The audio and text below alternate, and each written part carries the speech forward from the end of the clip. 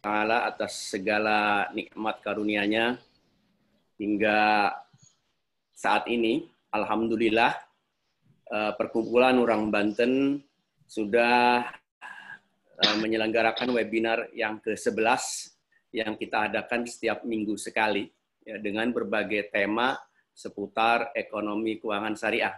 Ya. Alhamdulillah ini yang ke-11 dengan tema tentang keuangan mikro syariah sebagai instrumen pemberdayaan umat. Ya. Salawat dan salam kita sampaikan kepada junjungan Nabi besar Muhammad Sallallahu Alaihi Wasallam, dan kita berharap syafaatnya dari beliau insya Allah di hari akhir nanti. Kepada yang terhormat Bapak Haji Aeng Khairuddin selaku pembina perkumpulan orang Banten, ya. Dan juga beliau mantan ketua Dewan Perwakilan Daerah Provinsi Banten. Yang saya hormati Bapak Jamil Abbas, Mkom MBA, Kepala Divisi Keuangan Inklusif Komite Nasional Ekonomi Keuangan Syariah. Yang saya hormati Pak Ahmad Hussein selaku moderator dari acara ini. Bapak, Ibu yang tidak dapat saya sebut satu persatu.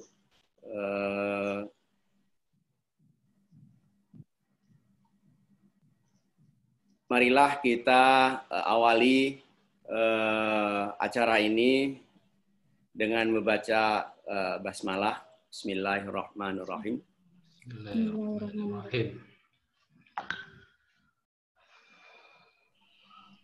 Bahwa ekonomi keuangan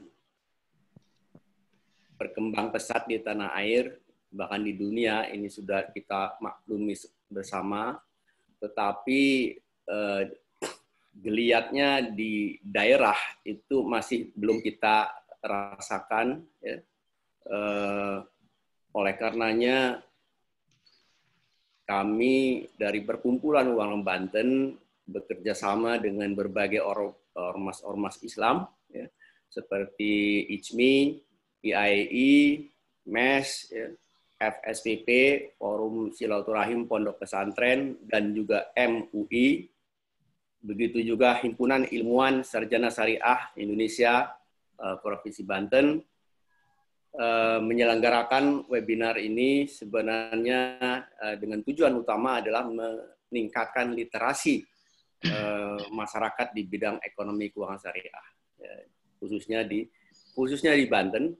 Tetapi tentu karena materi ini juga umum, bisa juga diikuti oleh masyarakat di luar Banten, ya.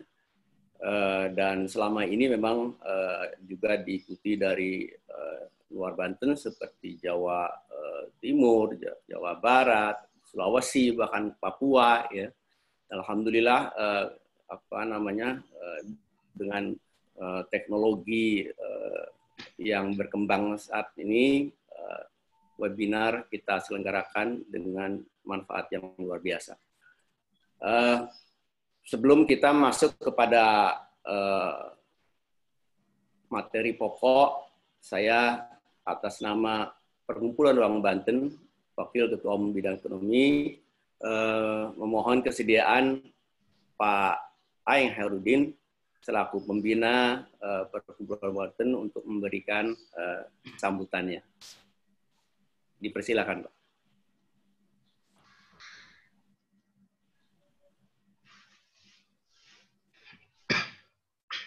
Halo. Baik, terima kasih. Assalamualaikum warahmatullahi wabarakatuh.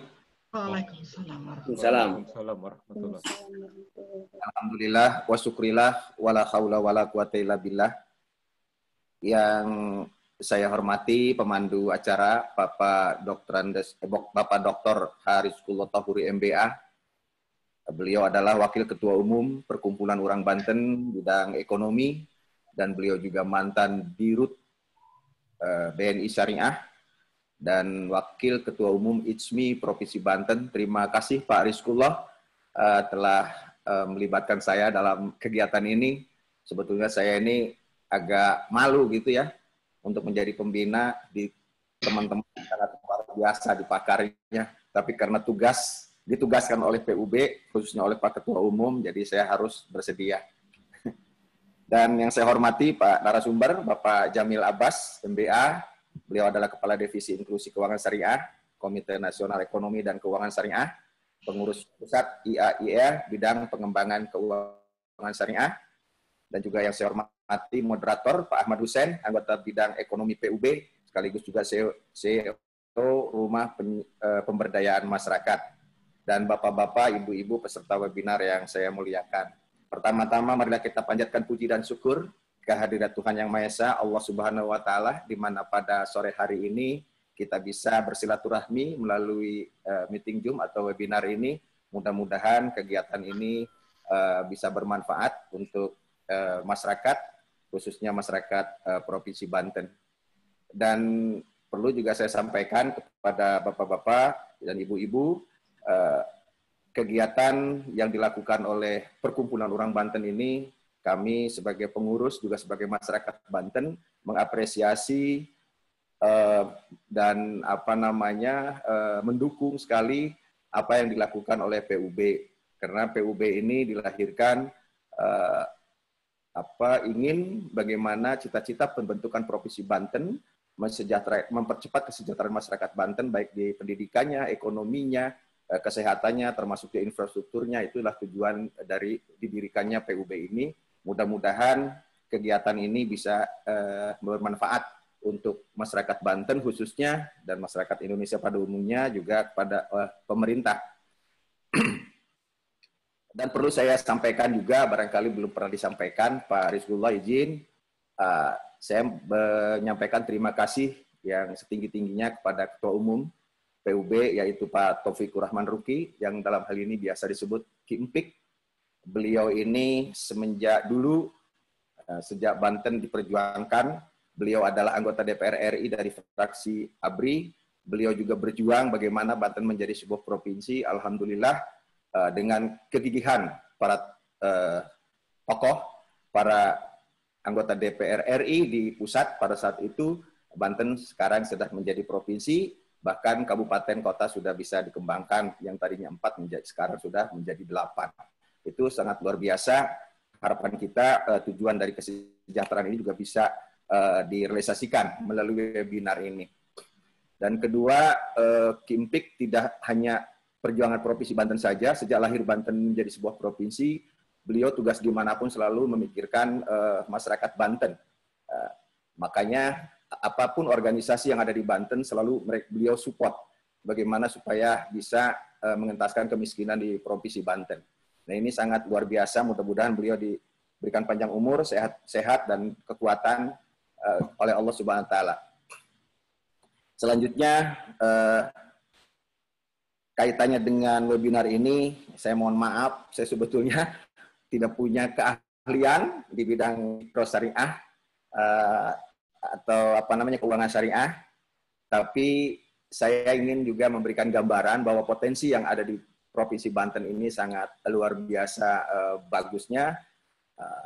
Mungkin tinggal bagaimana kita bisa memberdayakan masyarakat Banten agar supaya masyarakat Banten bisa maju, bisa sejahtera seperti daerah-daerah lain yang ada di Indonesia khususnya. Nah, saya perlu informasikan bahwa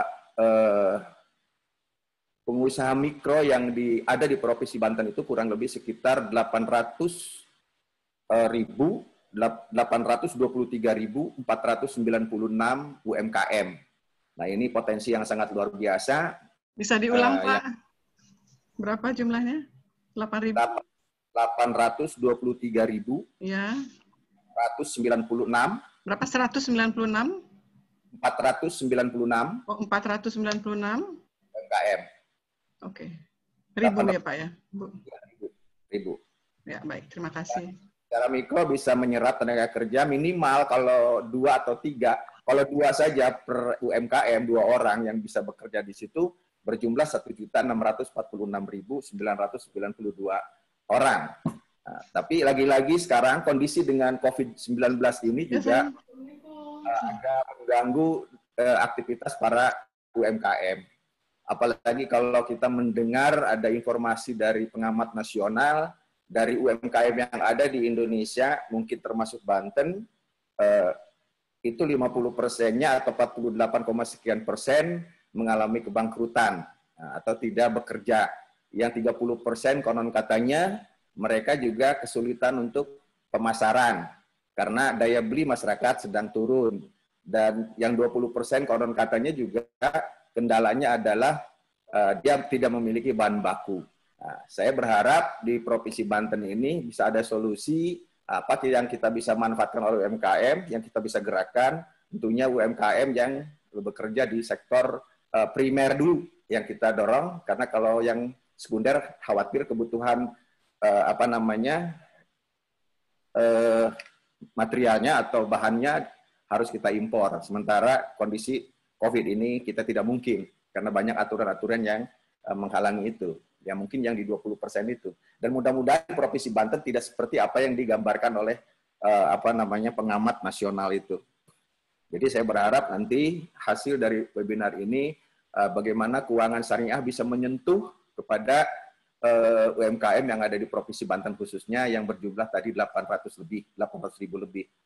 Nah ini lagi-lagi kondisi sekarang ini juga mungkin PUB akan bekerja keras bagaimana kita bisa memberikan dukungan kepada pemerintah yang punya program memberikan bantuan pulsa kepada siswa-siswi di sekolah yang belajar dari rumah. Jadi bantuan diberikan juga kalau misalkan jaringan internetnya tidak masuk, itu juga sayang. Nah ini PUB mungkin ke depan akan mencoba berdiskusi dengan pemerintah daerah supaya gimana caranya internet itu bisa diterima oleh masyarakat atau siswa-siswi yang ada di daerah tersebut. Nah, ini mungkin nanti dengan membangun jaringan-jaringan lewat UMKM, karena harganya itu biayanya tidak mahal, biayanya di desa cukup hanya setiap tower kecil itu hanya 5 jutaan lah gitu. 5 juta itu sudah bisa mengalirkan jaringan internet. Nah, itu barangkali harapan saya, mudah-mudahan di Provinsi Banten tidak ada lagi masyarakat atau anak-anak siswa tidak bisa belajar karena tidak ada internet.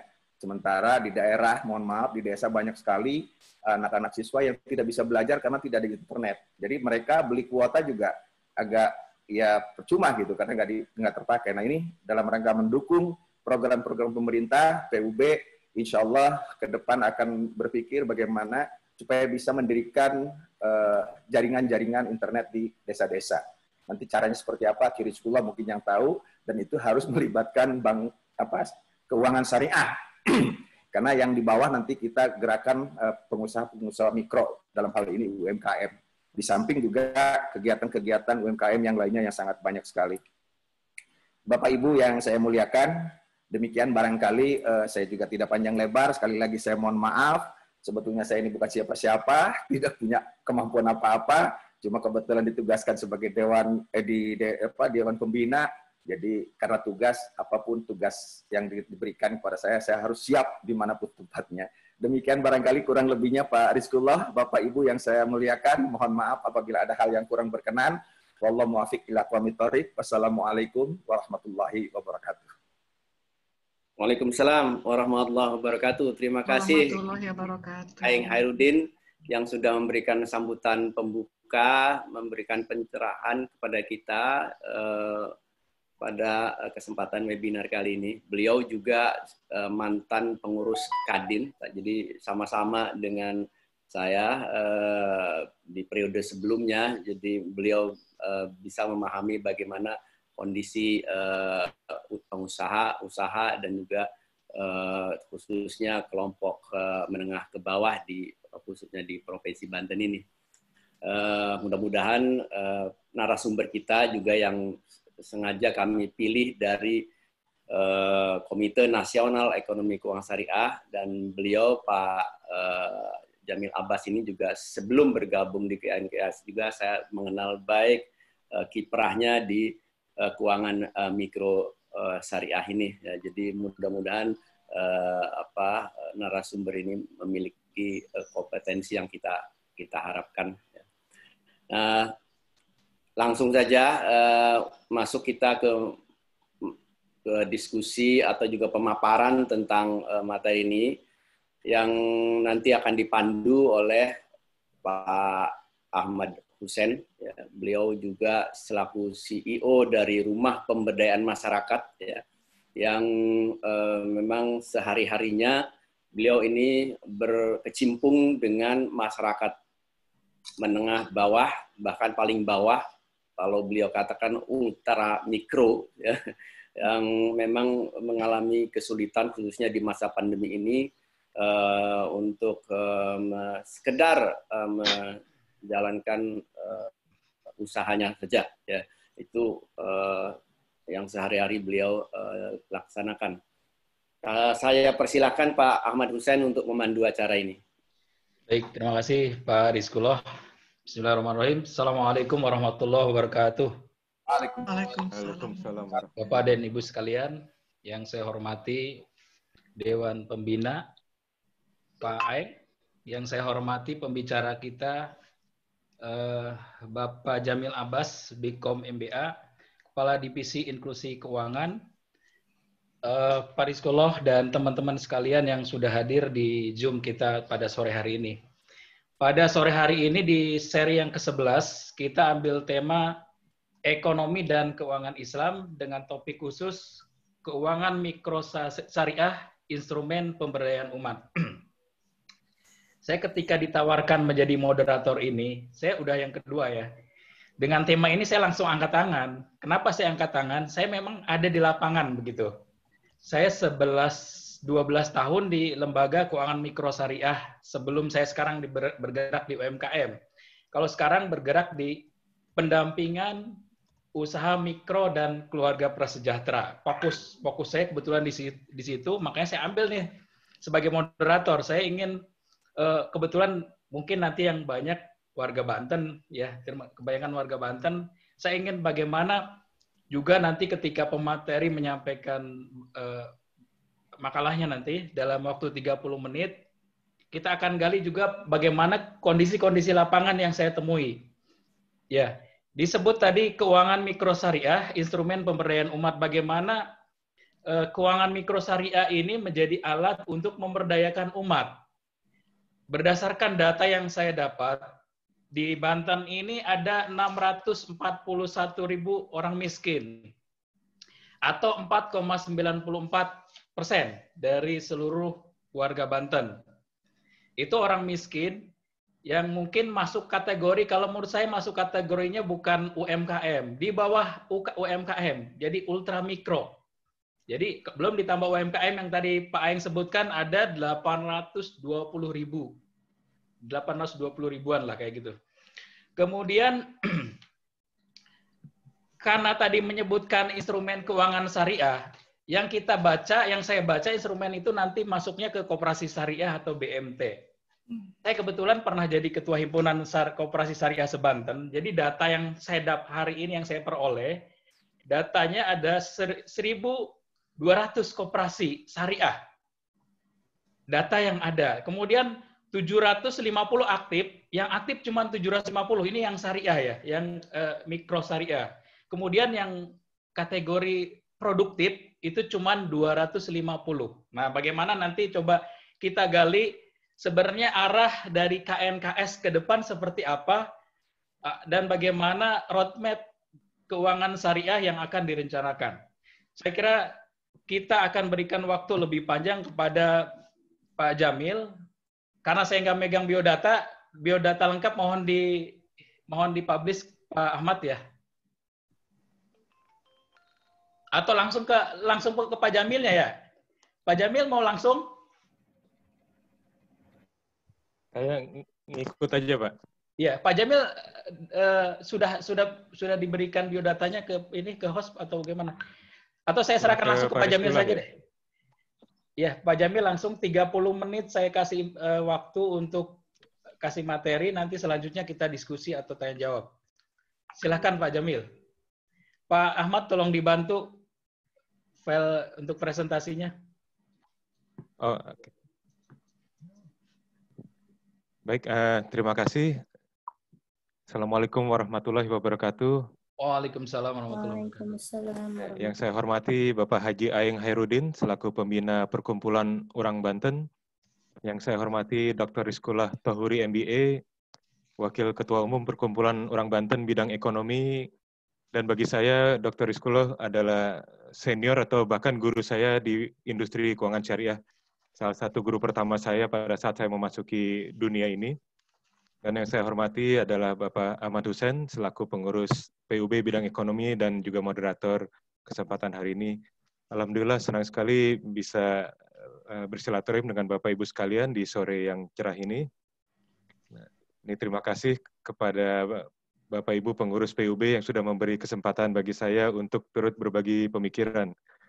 Nah, hanya ini yang saya khawatir ekspektasi Pak Moderator mungkin tidak bisa saya penuhi kali ini karena saya tidak dimandati untuk menyampaikan mengenai master plan-nya KNEKS, justru karena saya begitu seringnya berdiskusi dengan Pak Rizkollah mengenai keuangan mikro syariah, sehingga pada kesempatan kali ini, pada saat beliau mengundang saya untuk sharing di forumnya PUB ini dengan topik yang beliau tetapkan sendiri, yaitu mengenai keuangan mikro syariah sebagai instrumen pengembangan umat. Nah, ini saya malah mendadak ada angle tersendiri, bahwa tadi sebagaimana disebutkan Pak Moderator, selama ini kalau benar bicara tentang keuangan mikro syariah, kita langsung jump to conclusion bahwa kita akan bahas tentang BMT, tentang koperasi syariah, atau tentang LKMS, Lembaga Keuangan Mikro Syariah secara umum. Nah, hanya mendadak pada saat Pak Rizkollah menyampaikan topik yang beliau tetapkan, saya ada tergelitik untuk membahasnya dari angle lain. Nah, ini tadi 30 menit, berarti waktu saya kurang lebih sampai jam 16.34 ya Pak ya. Saya coba disiplin waktu. Namun karena slide-nya banyak banget, saya mungkin coba seefisien mungkin. Jadi mohon izin kepada moderator untuk saya share presentasi yang sudah saya siapkan khusus untuk acara ini. Baik, Pak Jamil. Sekedar klarifikasi, barangkali perlu saya sampaikan bahwa master plan tentang ekonomi keuangan syariah yang sudah disampaikan sebenarnya di webinar sebelumnya oleh Pak Ahmad Juwaini selaku salah satu manajemen atau direktur dari KNEKS itu sendiri di beberapa sebelumnya. Jadi sebenarnya sudah disampaikan. Terima kasih. Baik Pak, ini slide saya sudah tampil Pak ya? Sudah. Yes, jadi karena profil saya sebelumnya sudah saya kirim, saya tidak masukin lagi ke slide. Jadi untuk sekedar perkenalan singkat, tadi nama saya adalah Jamil Abbas. Saat ini mendapat amanah sebagai Kepala Divisi Inklusi Keuangan Syariah di KNEKS, juga sebagai salah satu pengurus DPP IAI bidang pengembangan keuangan mikro syariah. Dan yang belum tertera mungkin adalah sebagai pengurus Asosiasi Fintech Syariah Indonesia juga.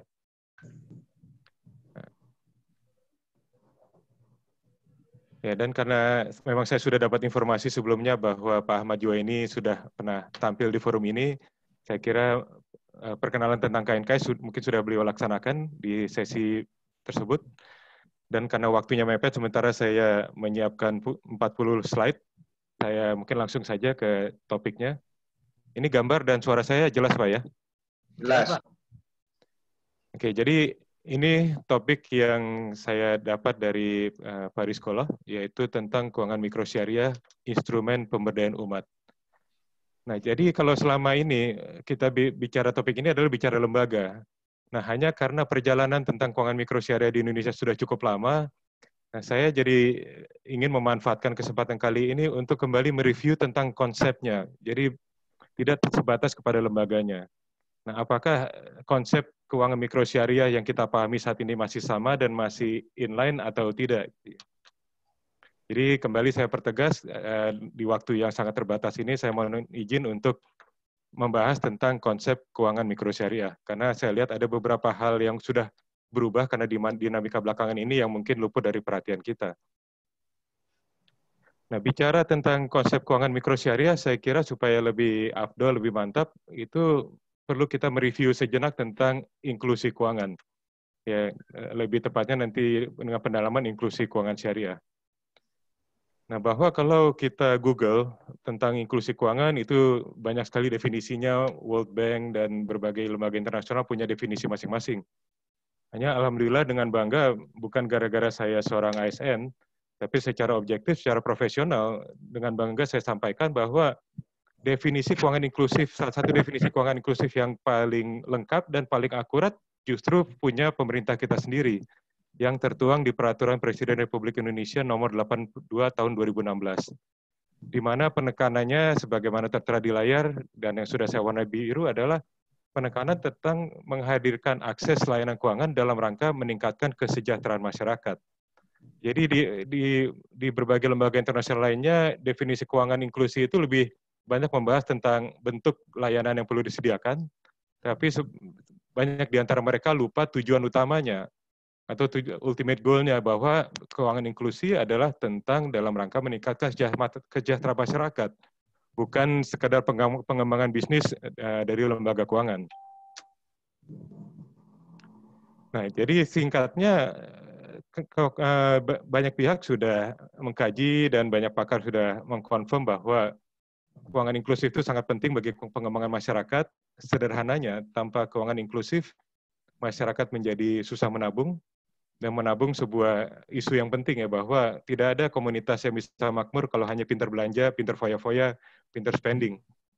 Yang komunitas yang makmur itu adalah pintar menabung dan mungkin lanjutannya adalah pintar berinvestasi. Nah, ini kemudian tanpa keuangan inklusif muncul resiko kedua yang juga sekarang semakin kita lihat di mana-mana adalah tanpa keuangan inklusif, tanpa kehadiran layanan keuangan yang sehat, masyarakat susah mendapatkan pembiayaan yang aman, atau masyarakat bolak-balik terjerat kepada pembiayaan yang dalam tanda petik berbahaya. Nah, ini sebelumnya kita mengenal istilah lintah darat, dan belakangan sejak hadirnya sektor fintech menjadi ada muncul istilah yang populer dengan nama pinjol. Ya, bahwa lintah darat pun berevolusi melakukan prakteknya secara elit, secara teknologi, dan menghasilkan sejumlah pinjol yang berbahaya, yang sangat kontradiktif dengan rencana meningkatkan kesejahteraan umat. Dan kemudian yang ketiga ini, tanpa keuangan inklusif, tanpa layanan keuangan yang tepat, masyarakat menjadi susah bertransaksi dan susah berbisnis. Ini semakin vital kepada negara ini yang dimana ekonominya sangat didominasi oleh UMKM. Bahwa 87% perekonomian dari UMKM, 90% lebih lapangan kerja dari UMKM. Nah, bahwa negara kita ini adalah negara pengusaha, negara entrepreneur, negara berbisnis. Sehingga kehadiran layanan keuangan yang tepat itu sangat-sangat penting. Singkat kata, tanpa keuangan inklusif, tanpa inklusi keuangan, lebih sulit meningkatkan kesejahteraan. Nah, hanya niatan baik tadi, bahwa kita perlu menghadirkan layanan keuangan untuk meningkatkan kesejahteraan, jangan lupa bahwa agama Islam sendiri punya ajarannya tersendiri mengenai bentuk layanan keuangan yang perlu disediakan ke umat. Sehingga kita perlu pastikan keuangan inklusi atau inklusi keuangan yang kita laksanakan betul-betul sesuai petunjuk Allah Subhanahu wa Ta'ala untuk keselamatan di dunia dan akhirat.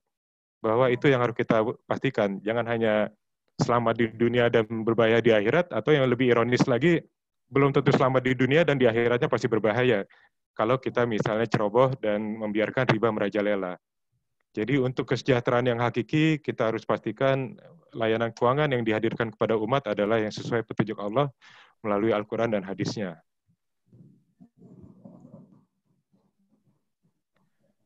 Nah, sehingga itulah makanya penting bagi kita bukan hanya berbicara tentang inklusi keuangan, namun inklusi keuangan syariah. Nah, bicara inklusi keuangan itu sesungguhnya adalah memastikan adanya akses masyarakat kepada layanan keuangan yang bermanfaat sesuai tadi definisi yang ditampilkan di Perpres. Nah, namun masyarakat itu kan banyak kelas ya, banyak segmennya. Untuk sederhananya kita bagi 3. yaitu ada segmen kaya, segmen menengah, dan segmen miskin. Jadi inklusi keuangan bukan hanya kepada salah satu segmen, namun memastikan kepada semuanya, baik yang kaya sampai yang miskin atau bahkan yang disebut bottom of the pyramid. Nah, tapi dalam kenyataannya selama ini bicara tentang financial service, kita bicara tentang bank, dan bank secara umum itu tidak didesain untuk melayani semua lapisan masyarakat, karena memang sesungguhnya tidak ada satupun institusi di muka bumi yang mampu melayani semua lapisan masyarakat. Jadi bukannya bank jahat atau apa, namun memang setiap lembaga itu ada batasannya. Jadi secara umum, lagi-lagi kita bicara konsep umum karena memang ada yang microfinance bank ya. Nah, tapi bank secara umum itu sesungguhnya didesain untuk kelas menengah atas. Jadi bagaimana tentang layanan keuangan atau inklusi keuangan bagi kaum miskin. Nah, disitulah muncul istilah microfinance atau keuangan mikro. Ya, bahwa kaum miskin juga memerlukan atau bahkan sangat-sangat memerlukan layanan keuangan untuk meninggalkan kemiskinannya, untuk meningkatkan kesejahteraannya. Nah, jadi dari situlah akhirnya hubungan inklusi keuangan dengan keuangan mikro syariah, kembali ke topik yang tadi ditetapkan oleh panitia, diamanahkan oleh panitia ke saya. Nah, jadi dari penjelasan singkat itu, saya merasa definisi singkat dari keuangan mikro syariah adalah, untuk sampai titik ini adalah tentang menghadirkan layanan keuangan syariah yang sesuai dan bermanfaat bagi segmen mikro untuk meningkatkan kesejahteraannya. Jadi ada 3 keyword di sini. Yang pertama yang sesuai. Nah, jadi yang sesuai itu adalah yang sesuai dengan segmen mikro. Karena segmen mikro itu ternyata memerlukan special treatment. Gitu. Nah, dari sini saya mulai terpikir ya bahwa selama ini, terutama kalau ngobrol sama teman-teman bankers, bicara tentang mikro, UMKM, kemudian pembiayaan menengah, pembiayaan atas, itu kita sangat terpaku kepada besaran angka. Jadi biasanya mikro, kalau bilang mikro itu 20 juta ke bawah atau 50 juta ke bawah, terus lebihnya adalah pembiayaan menengah, pembiayaan atas. Hanya pada saat saya menyiapkan slide ini, saya terpikir bahwa mikro itu bukan tentang berapa besar rupiahnya, tapi tentang bentuk treatmentnya gitu loh. Jadi kalau kita pakai analogi dunia pendidikan, itu bukan tentang uang sekolahnya ya, tapi pada saat kita bicara misalnya, mohon maaf, anak TK itu bukan bicara tentang uang sekolah murah yang dibandingin uang kuliah ya, tapi bahwa segmen itu memerlukan special treatment. Itu bahwa anak TK perlu guru yang intensif, perlu yang bahkan kasarnya sampai ke toilet pun perlu dikawal oleh gurunya. Nah, jadi ini senada bahwa bicara keuangan mikro syariah kita mestinya melepaskan pemikiran tentang batasan-batasan rupiah, tapi lebih ke arah memastikan layanan itu dijalankan dengan treatment yang tepat, supaya bermanfaat. Nah, ini juga yang perlu dipertegas. Banyak orang bicara tentang inklusi keuangan, tentang microfinance, itu semata-mata adalah tentang melayani saja, tentang memberikan layanan keuangan, tanpa memastikan apakah itu bermanfaat apa tidak. Sehingga sampai yang namanya pinjol, lintah darat, dan lain-lain itu merajalela bahwa itu in a way adalah sebuah microfinance, ya, sebuah pembiayaan yang kecil, tapi tidak bermanfaat. Nah, dan manfaatnya itu untuk apa? Bukan sekedar untuk kenyamanan, untuk kenikmatan, tapi untuk meningkatkan kesejahteraannya. Sehingga menurut saya kita harus mempertegas langkah keuangan mikro syariah hari ini ke depannya adalah tentang bentuk layanan yang sesuai, yang harus dipastikan juga bermanfaat, bukan sekedar ada, namun malah berbahaya, tadi malah menjerumuskan umat kepada jurang hutang, jurang kepada budaya konsumtif yang berlebihan. Nah, dan bermanfaatnya bukan sekedar kenyamanan gitu loh, bukan sekedar nikmat sebagaimana tadi ya beberapa produk yang inovasi terakhir, produk teknologi tinggi, namun adalah tentang meningkatkan kesejahteraannya. Mohon maaf sampai sekarang suara saya jelas dan terlalu cepat nggak ya? Jelas, Pak. Ya, mohon diingatkan kalau terlalu cepat, biasanya kalau waktu mepet, tanpa sadar saya mulai ngebut gitu. Oke, nah sekarang bentuk yang sesuai itu, nah ini tentu dengan waktu yang terbatas kita bahas secara hal-hal mendasar saja dulu ya. Nah, salah satu inklusi keuangan yang penting adalah memastikan adanya layanan simpanan atau layanan menabung. Nah, segmen mikro kita lihat itu memerlukan special treatment dalam hal tarif, yaitu harus dipastikan produk tabungannya itu murah. Nah, ini yang membuat kalau di masa lalu ya, beberapa produk perbankan itu tidak relevan dengan mikro karena biaya tabungan beberapa produk perbankan itu terlalu mahal. Kita bicara masyarakat yang mungkin menabungnya 100.000, 200.000 sebulan, tapi kalau dikenakan biaya tabungan sebagaimana tabungan yang kita miliki yang 15.000 per bulan itu kan tidak masuk akal ya. Bagaimana mungkin biaya tabungannya 15% dari tabungan bulannya dia. Nah, disitulah kita harus memastikan bicara inklusi keuangan syariah, bicara keuangan mikro syariah itu memastikan hadirnya layanan tabungan dengan tarif murah atau kalau bisa gratis. Dan alhamdulillah Bank Syariah di sini memainkan peran penting dengan berbagai produk wadiah. Jadi belakangan sekarang berbagai bank syariah punya tabungan yang bebas biaya bulan. Bahwa segmen mikro dia tidak perlu return tinggi, tidak perlu nisbah tinggi atau bunga tinggi. Yang penting adalah jangan kena biaya bulanan gitulah. Nah, kemudian yang kedua bicara segmen mikro, layanan simpanan itu harus ada di tempat lokasi mereka yang berbeda dengan segmen di atasnya. Nah, secara garis besar biasanya lokasi khas mikro itu antara remote ya, mereka terpencil, mereka jauh dari kota besar, atau walaupun di kota besar itu di tempat yang kumuh yang umumnya bank-bank standar tidak akan ada di situ. Nah, dan untuk sektor itu, disitulah kenapa yang LKMS, Lembaga Keuangan Mikro yang didominasi dengan model BPR Syariah, BMT atau KSPPS, itu tampil mengatasi masalah tersebut. Nah, kemudian layanan bicara teknologi, segmen ini justru dia kita harus mengingat teknologi mereka yang ada masalah teknologi, yaitu sebagian itu gaptek, ataupun walaupun tidak gaptek adalah mereka berada di wilayah yang tidak ada signal. Di situ yang membuat pendekatan ya sekarang ini ya high-tech yang menggunakan Android itu menjadi tidak relevan. Jadi tetap diperlukan pendekatan semi manual. Dan di situ BPRS, BMT, dan KSPPS tampil mengatasi masalah tersebut. Dan kemudian juga waktu dan bentuk layanan.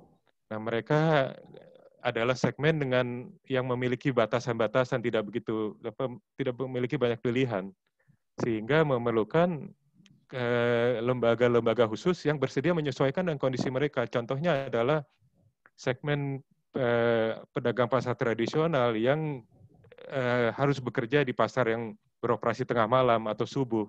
Nah, itu harus ada lembaga yang bersedia buka atau melakukan layanan di jam subuh. Tidak bisa mengandalkan normal banking hours gitu loh, sebagaimana yang selama ini kita nikmati. Nah, juga bahkan yang ironinya di segmen mikro ini terjadi hal yang bagi segmen menengah itu sebuah kemewahan. Yaitu kalau di segmen menengah ada yang namanya priority banking. Hanya mereka yang punya akun besar saja yang mendapatkan layanan kunjungan. Bukan mereka harus ke bank, namun bank yang mendatangi mereka. Tapi justru di segmen mikro karena kelemahan ekonomi mereka, malah memerlukan layanan jemput bola. Jadi sebagaimana yang banyak BMT dan BPRS lakukan, yaitu mereka yang mengunjungi nasabah-nasabahnya yang biasanya itu ya kerja di pasar tradisional atau di lokasi-lokasi yang tidak memungkinkan mereka sering-sering ke kantor bank. Nah, kemudian bicara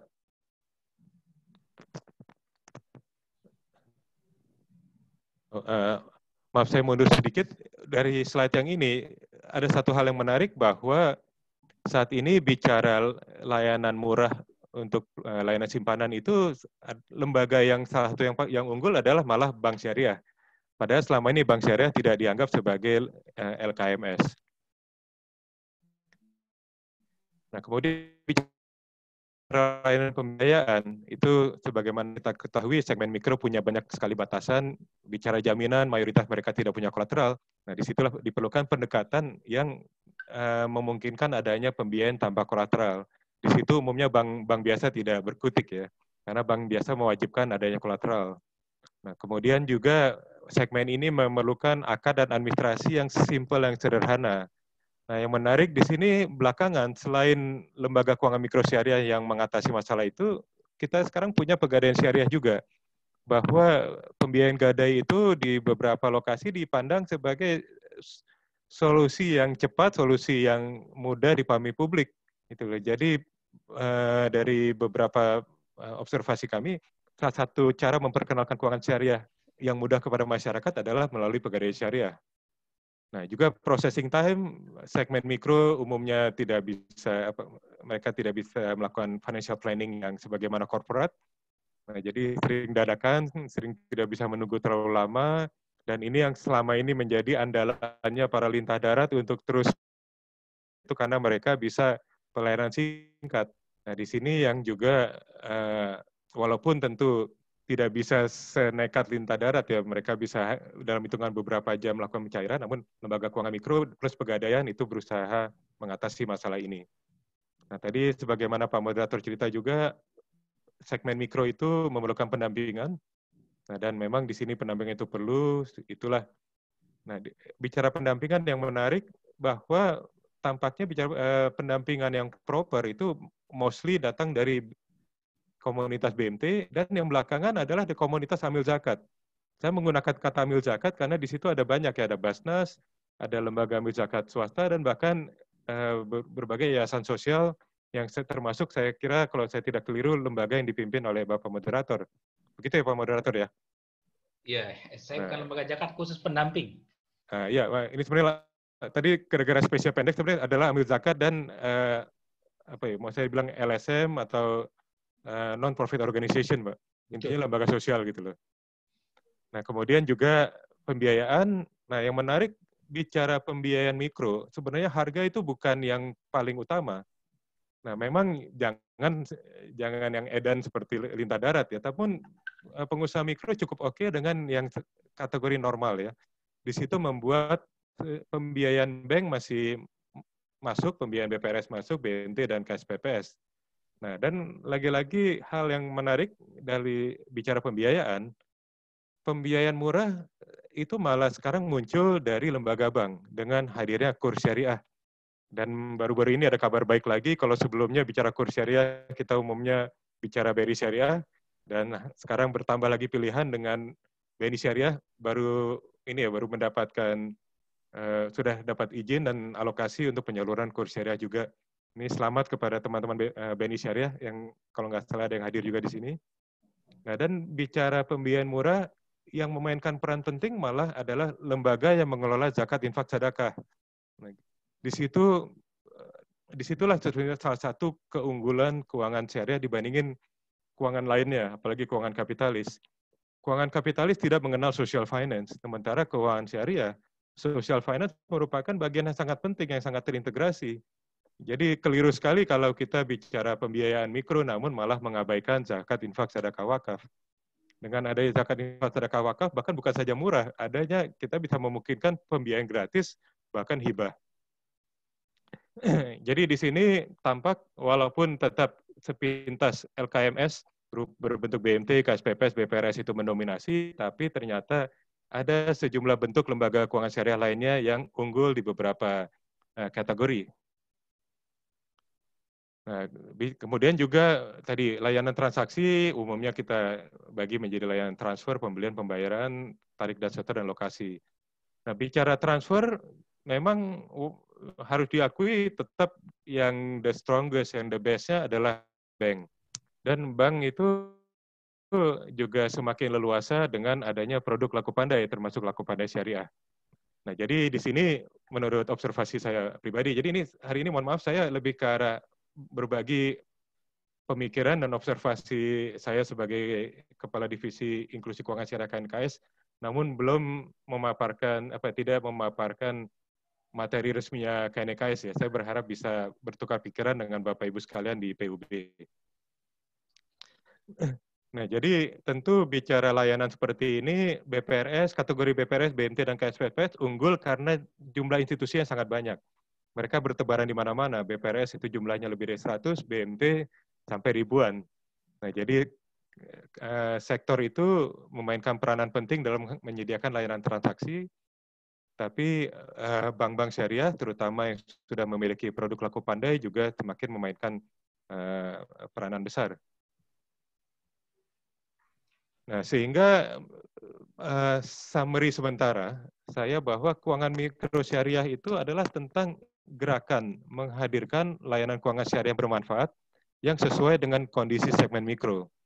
Nah, jadi kita memang kita tetap perlu ada istilah LKMS untuk sebagai pembeda sebuah sektor ya. Namun menurut ini apa ya, hal yang ingin saya diskusikan dengan Bapak Ibu sekalian adalah menurut observasi saya pribadi, layanan keuangan mikrosyariah yang terbaik itu tidak sepenuhnya hanya berasal dari LKMS. Nah, jadi karena kebutuhan masyarakat mikro sekalipun semakin beragam. Yang beragam itu bukan kebutuhan masyarakat menengah atas saja, yang mikro juga beragam, dan keragaman itu ternyata untuk setiap sektor ada best provider-nya.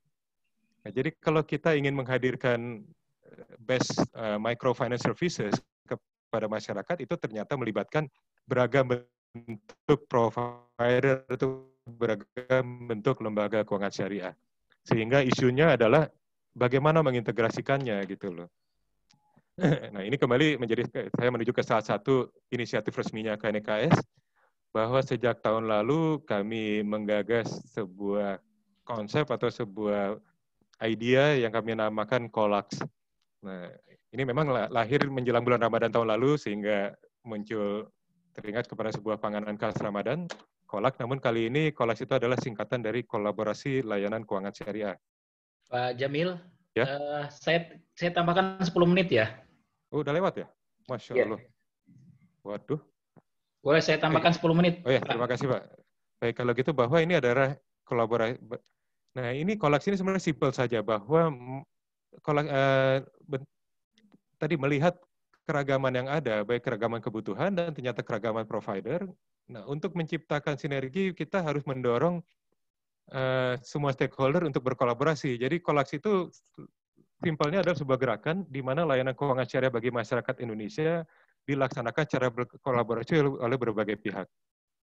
Nah, Kolaks ini muncul, salah satunya triggernya adalah concern kami terkait dengan rendahnya indeks inklusi keuangan syariah. Ya, sebagai kalau Bapak Ibu merujuk kepada hasil survei OJK 2019, indeks inklusi keuangan syariah masih 1 digit, yaitu 9,10% pada saat indeks inklusi keuangan umum berhasil meroket ke 76%. Nah, kondisi itu membuat fakta yang ada saat ini masyarakat Indonesia terpapar dalam konteks keuangan syariah terpapar ke dua situasi. Jadi 23% itu mereka berada memang segmen yang tidak dapat layanan sama sekali. Jadi konven pun juga belum melayani mereka. Namun 67% populasi Indonesia itu sudah mendapatkan layanan keuangan namun bukan syariah. Dan juga godaan dari konvensional itu terus berlari kencang gitu. Konvensional makin berlari kencang, godaan semakin kuat. Padahal kita tahu riba itu salah satu dosa besar di dalam ajaran agama Islam. Nah, memang di situ kalau kita hanya melihat kepada lembaga keuangan syariah, memang kita masih kalah kuat dibandingkan lembaga keuangan konven. Tapi kalau kita lihat aset umat lainnya, itu luar biasa ya, bahwa kita memiliki aset berupa 264.000 masjid. Kalau itu hanya merujuk kepada data Kemenak. Kalau saya yakin masih ada yang belum terdaftar sehingga angkanya lebih besar lagi. Dan juga 28.000 lebih pesantren. Itu adalah aset yang luar biasa yang mesti dimanfaatkan. Sehingga Kolaks itu semakin penting. Kolaborasi itu memang merupakan masa depan pengembangan keuangan syariah di Republik ini. Nah, kolaborasinya itu macam-macam, bukan hanya sekedar penyediaan layanan, tapi juga bicara tentang perluasan jaringan, penguatan modal, dan tidak boleh lupa mengenai dakwah, edukasi, literasi, dan termasuk kajian, riset, dan inovasi. Karena ini masih sebuah perjalanan, kita memerlukan inovasi-inovasi, riset, dan kajian untuk terus menjadi lebih baik. Peserta kolaborasinya itu macam-macam, bukan hanya sekedar LKS. Nah, salah satu wujudnya yang sudah kami mulai pilotingkan tahun lalu, tadi melihat bahwa ternyata bicara keuangan mikro syariah pun best providers-nya itu macam-macam, bukan hanya sekedar BMT dan BPRS. Nah, hanya bagaimana supaya berbagai provider itu bisa diakses secara lebih mudah oleh masyarakat melalui pendekatan satu pintu. Nah, di situ kami menghadirkan pemikiran tentang melakukan piloting sejak tahun lalu yang kita sebut ULKS, Unit Layanan Keuangan Syariah Pesantren, di mana ribuan pesantren, kalau seandainya ribuan pesantren itu menjadi service point, menjadi jalur distribusi produk keuangan syariah, itu masyarakat menjadi sangat mudah ya, bahwa saat ini yang jadi masalah masalah adalah jaringan layanan dari lembaga keuangan syariah itu masih sangat terbatas. Kalau kita lihat data OJK 2019, jumlah total kantor cabang bank syariah itu nggak sampai 3.000, sementara jumlah total kantor cabang bank konven itu 32.000 kalau nggak salah. Jadi 11 kali lipat. Nah, jadi ini masyarakat tentu terpapar kepada keuangan konven berkali-kali lipat dibandingin syariah. Tapi kalau seandainya titik pesantren, ribuan pesantren, masjid itu bisa menjadi titik pelayanan, masyarakat bisa mendapatkan akses layanan keuangan syariah melalui pesantren dan masjid, di mana pesantren dan masjid tadi bermitra dengan sejumlah lembaga keuangan, insya Allah inklusi keuangan kita bisa ditingkatkan, kebutuhan masyarakat mikro ini juga bisa terselesaikan ya, dan masyarakat bisa terhindar dari layanan keuangan yang berbahaya seperti lintah darah dan pinjol. Nah, hanya ini semua bab 1 dari presentasi saya hari ini. Nah, tapi pada kemarin ini saya diminta untuk sharing tentang BMT ke masyarakat Nigeria, bukan masyarakat Indonesia di Nigeria, namun masyarakat di Nigeria, itu mengingatkan saya bahwa ini ternyata ada peran kedua tentang keuangan mikro syariah. Bahwa menurut saya keuangan mikro syariah kalau bicara betul-betul tentang kesejahteraan umat, mestinya tidak hanya dibatasi tentang penyediaan layanan keuangan, tapi juga bisa melakukan langkah yang directly related kepada peningkatan kesejahteraan umat. Nah, ini ada 2 asumsi penting ya, bahwa saat ini bicara tentang keuangan mikro, kita lebih cenderung tentang bicara menyediakan permodalan. Modal itu identik dengan entrepreneurship, tentang pengusaha. Padahal tidak semua orang miskin atau orang mikro itu mampu menjadi pengusaha, sebagaimana kita pun di sini, ya termasuk saya, udah sekolah ke ujung dunia, tetap belum bisa jadi pengusaha, masih menjadi seorang karyawan, menjadi sebuah orang gajian ya. Nah, itu apalagi kaum mikro. Jadi kita mestinya tidak hanya membatasi menjadikan permodalan. Ke permodalan berarti kita memaksa mereka semua untuk menjadi pengusaha. Sesuatu yang menurut saya tidak tepat. Dan bicara tentang kebutuhan umat untuk meningkatkan kesejahteraan pun bukan hanya sebatas layanan keuangan. Nah, jadi terinspirasi dari diskusi dengan teman-teman Nigeria itu, mestinya keuangan mikro, bicara tentang keuangan mikro, bukan LKMS ya, bukan lembaganya, tapi konsep keuangan mikro syariah itu kita bisa berbuat lebih dari itu. Apalagi Indonesia diberi rezeki sebuah knowledge peninggalan leluhur, bukan peninggalan leluhur lah, knowledge yang sudah dibangun oleh senior kita dari 30 tahun yang lalu yang bernama BMT. BMT itu adalah salah satu model keuangan syariah menurut saya paling komprehensif. Karena tadi, sebagaimana saya katakan di awal, keuangan syariah itu tidak punya competitive edge, itu kehilangan pembedanya, diferensiasinya kalau kita hanya fokus kepada commercial finance. Nah, BMT itu yang model dasarnya saja sudah mengadopsi dua-duanya, Islamic social finance dan Islamic commercial finance melalui MAL dan Tamwil. Nah, di BMT dari bisnis model dasarnya itu tidak melupakan ZISWAF, justru mereka mengoptimalkannya, di mana beberapa bentuk lembaga keuangan syariah lainnya relatif tidak begitu mengadopsi kelebihan dari Islamic finance ini sendiri, yaitu eksistensi dari Islamic social finance atau ZISWAF itu. Dengan adanya pendekatan Baitul Mal di BMT, bentuk microfinance itu menjadi sangat lengkap, gitu. Bahwa microfinance ala BMT itu bisa berupa hibah untuk bottom of pyramid yang berasal dari zakat, kemudian bisa berlanjut dengan qardul hasan, dan kemudian berbagai akad komersial. Nah, di situ yang membuat sesungguhnya keunggulan Islamic finance. Nah, hanya melihat dari perjalanan beberapa BMT, terutama yang di komunitas PBMT, itu ada yang menarik, bahwa bukan hanya mereka fokus kepada layanan keuangan, tapi bicara tentang pemberdayaan umat.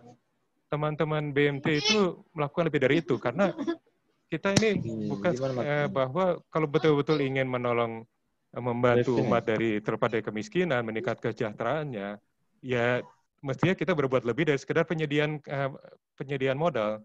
Nah, di sini beberapa hal lain yang BMT lakukan dari penyediaan modal adalah untuk kasus-kasus tertentu bahkan mereka menyediakan bisnisnya, bukan sekedar menyediakan uang modal.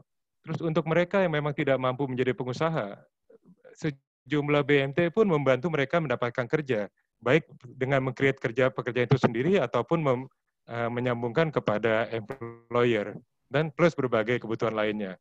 Nah, ini kemarin menjadi semakin teringat ke saya pada saat diskusi dengan teman-teman di Nigeria, bahwa wilayah di Nigeria itu ada masalah kalau kita di Jawa, itu keuangan mikro itu lebih enak ya, seperti bagaikan memberi tiket kepada orang yang tidak mampu supaya bisa ikut lalu lintas. Ini analoginya ya, bahwa kalau di dalam analogi transportasi, ini sudah tersedia berbagai public transportation, orang nggak punya duit, dikasih uang oleh BMT sehingga bisa naik kendaraan umum tadi. Nah, di beberapa wilayah kayak di Nigeria itu bahkan transportasinya juga tidak ada. Jadi kalau hanya sehingga harus disediakan infrastrukturnya. Jadi kalau di kita ini keuangan mikro ini kan memberikan modal sehingga mereka bisa turut ikutan di praktek di berbagai bisnis-bisnis UMKM. Nah, hanya beberapa wilayah infrastruktur untuk bisnis UMKM yang sehat, yang efektif, efisien itu perlu juga dibantu. Nah, ini beberapa contoh saja ya, bahwa untuk menolong di sini dalam kasus sebuah BMT di Cianjur, misinya adalah ingin menolong sekelompok ibu-ibu supaya mereka tidak harus kembali menjadi TKW di Saudi. Nah, bahwa dikasih modal tidak bisa gitu loh, mereka tidak mampu. Nah, akhirnya solusi itu BMT itu mengatasi solusinya dengan mereka yang membuatkan bisnisnya. Di sini bisnis budidaya jamur sehingga ibu-ibu itu bisa bekerja di kampungnya, tidak perlu meninggalkan keluarganya bertahun-tahun dengan bekerja sebagai TKI di Saudi. Nah, kemudian di sini adalah misi BMT untuk mengatasi pengangguran, kemiskinan yang diakibatkan dengan pengangguran, ingin create job. Tapi juga yang menarik adalah BMT ini juga berusaha men-tackle isu urbanisasi versi 2. Nah, ini urbanisasi versi yang kita pelajari di SD adalah definisi urbanisasi adalah perpindahan penduduk desa ke kota. Nah, namun belakangan saya membuat definisi lanjutan atau definisi versi 2 mengenai urbanisasi, yaitu urbanisasi itu adalah pertumbuhan desa menjadi kota. Bahwa sebagian desa itu bertumbuh, itu menjadi bagaikan kota, ya salah satu indikatornya bertumbuhnya high-rise building. High-rise building itu tidak bisa hanya mengandalkan sapu, kain pel untuk maintenance-nya, memerlukan professional cleaning service. Nah, sehingga BMT tidak dalam kali ini berusaha memberdayakan umat tidak dengan menyediakan modal saja, tapi justru mereka membuat usaha cleaning service dengan dua problem to tackle, yaitu menciptakan lapangan kerja bagi pengangguran, dan kedua menyediakan kebutuhan menunjang pertumbuhan desanya. Nah, bahkan di sini adalah BMT di Cirebon, dia bukan lebih nekat ya, saya kira lebih luar biasa lagi, membantu orang miskin itu udah susah. Namun yang mereka ingin melakukan adalah membantu orang miskin yang juga cacat. Nah, jadi di sini mereka membuat bisnis cemilan di ala Cirebon supaya BMT itu bisa mengemploy para duafa yang cacat di tempatnya. Dan yang semakin lebih menarik lagi adalah biasanya kita tentang menolong orang miskin itu tidak memberi pilihan, kayak ini ada satu pilihan, take it or leave it. Nah, BMT ini memberi pilihan, apakah si miskin cacat ini pengen menjadi karyawan atau pengen menjadi pengusaha. Kalau ingin menjadi pengusaha, dibantu untuk memiliki unit produksi sendiri. Nah, ini ada banyak usaha, nah ini satu hal yang inspiring ya, bahwa selama ini kita sangat fokus kepada membantu kaum mikro dengan menyediakan modal dan atau bahkan merasa sudah berbuat baik dengan menyediakan dana murah. Tapi faktanya kaum mikro itu walaupun disediakan dana gratis sekalipun, mereka karena keterbatasan pendidikan, wawasan, dan skill, sebagian dari mereka tidak bisa membuat bisnis yang sustainable. Nah, walhasil sejumlah kawan-kawan BMT di Jogja itu tidak lagi menyediakan uang, namun langsung memberikan paket bisnisnya. Nah, jadi dia mengoptimalkan salah satu karakter bangsa kita ini, yaitu bahwa secara umum bangsa kita ini adalah bersiap untuk bekerja keras. Nah, jadi di situ yang dioptimalkan, bisnisnya diciptakan, diberikan training, jadi diberikan paket yang lengkap, tinggal dioperasikan. Ya, analoginya seperti kita, bahwa kalau kita suruh bikin mobil sendiri, kita nggak bisa. Tapi kalau mobilnya sudah ada, insya Allah kita mampu mengemudikannya. Nah, bahkan BMT pun juga mestinya terlibat juga bahwa kemiskinan itu terpengaruhi oleh mindset pendidikan, sehingga BMT pun bisa terlibat dalam hal itu.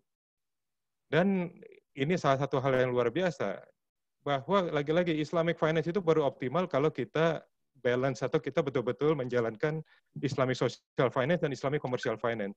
Nah, dengan hybrid seperti itu, dengan menciptakan sinergi dari social finance dan commercial finance, ini teman-teman BMT sudah membuktikan kita di banyak lokasi di Indonesia kekurangan rumah sakit. Nah, mereka berusaha mengatasi masalah itu, memberikan manfaat bagi segmen masyarakatnya dengan mengkombinasikan pendekatan wakaf, infak, sedekah, dan commercial financing sehingga berhasil berdiri rumah sakit megah, modern, namun sangat-sangat terjangkau. Jadi banyak pihak yang menganggap luar biasa ini pas lihat price list-nya.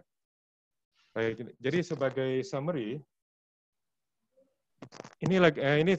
kembali saya ulangi, bicara konsep keuangan mikro syariah, saya bukan bicara tentang LKMS ya, karena LKMS itu sudah menjadi masuk ranah hukum dalam arti ada definisinya, ada batasan-batasan sesuai peraturan negara.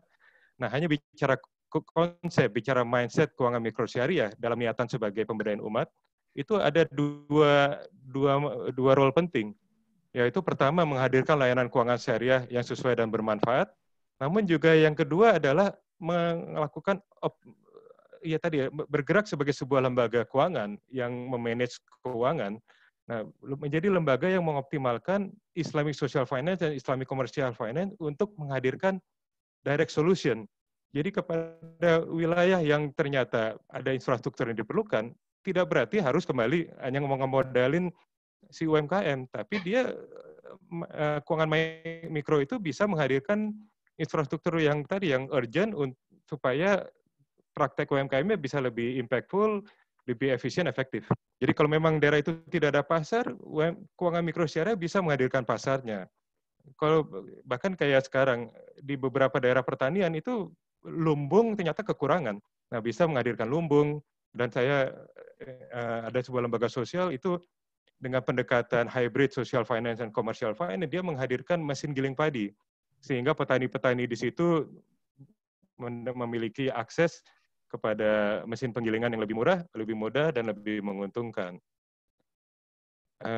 Jadi ini mulai. Jadi summary pertama itu, kemudian summary kedua adalah bicara landscape keuangan mikro syariah. Betul, kita punya sejumlah LKMS yang performanya patut kita banggakan, tapi dengan seiring berjalannya zaman ternyata ada beberapa best services itu coming dari lembaga-lembaga yang lain. Jadi menurut kami keuangan mikro syariah itu adalah sebuah gerakan kerjasama, gerakan kolaborasi. Ya.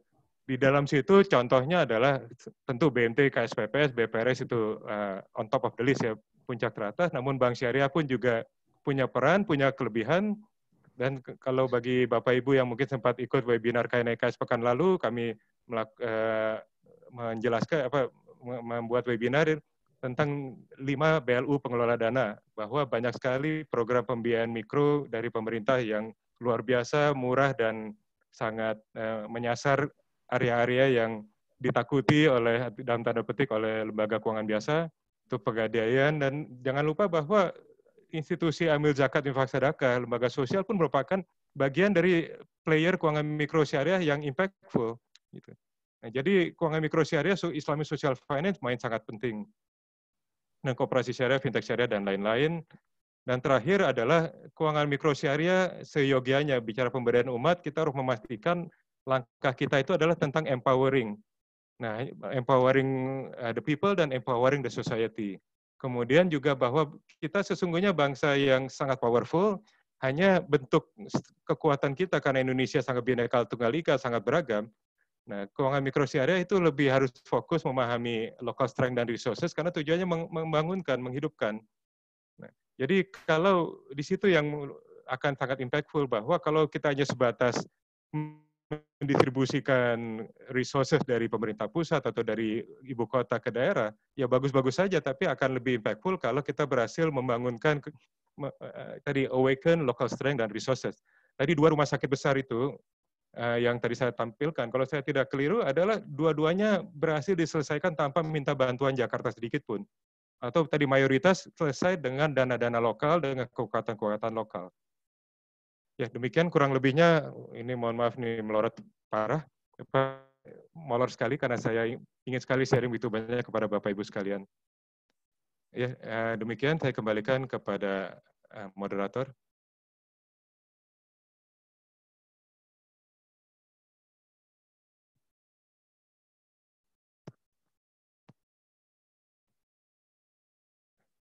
Pak Moderator.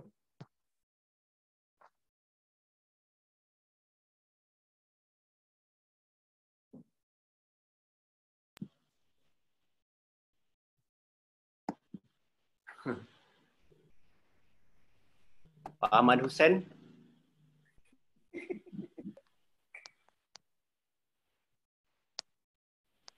Ya, Baik, jadi begitu, Pak Riz. Jadi intinya message saya adalah keuangan mikro syariah kita mestinya tidak hanya membatasi diskusi tentang BMT dan BPRS atau koperasi, tapi ternyata banyak LKS yang tidak dia pandang sebagai mikro, namun punya potensi luar biasa, termasuk BLU pemerintah. Baik, baik. Terima kasih Pak Jamil Abbas. Ini Pak Moderator, sebenarnya beberapa menit terakhir masih ada di bersama kita, tapi nah ini Pak, rupanya ada lost connection. Ini sudah proses gabung lagi. Kita tunggu aja. Oke, silakan Pak Ahmad Hussein, lanjutkan Bosan. Terputus tadi itu. Ya, di rumah saya lagi mati lampu nih. Jadi saya pakai HP ya. Baik, sudah selesai untuk sharing materinya. Kita kasih waktu untuk 3 penanya. Silahkan Bapak dan Ibu sekalian. Ada yang bertanya?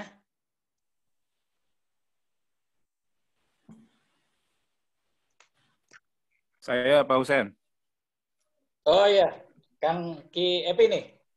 Ya. Ya, silakan. Ya. Oke. Ya, assalamualaikum warahmatullahi wabarakatuh. Terima kasih Pak Jamil dan Pak Riz dan Pak Hussein. Saya mungkin mau bertanya terkait dengan ini kan LKMS nih ada 2. Kalau saya membaginya 2 tipologi utama. Yang pertama yang informal sama yang formal. Yang informal itu beberapa misalnya yang memberikan layanan mikro secara kepada masyarakat dan sifatnya masih shadow banking dan belum diatur oleh pemerintah secara khusus.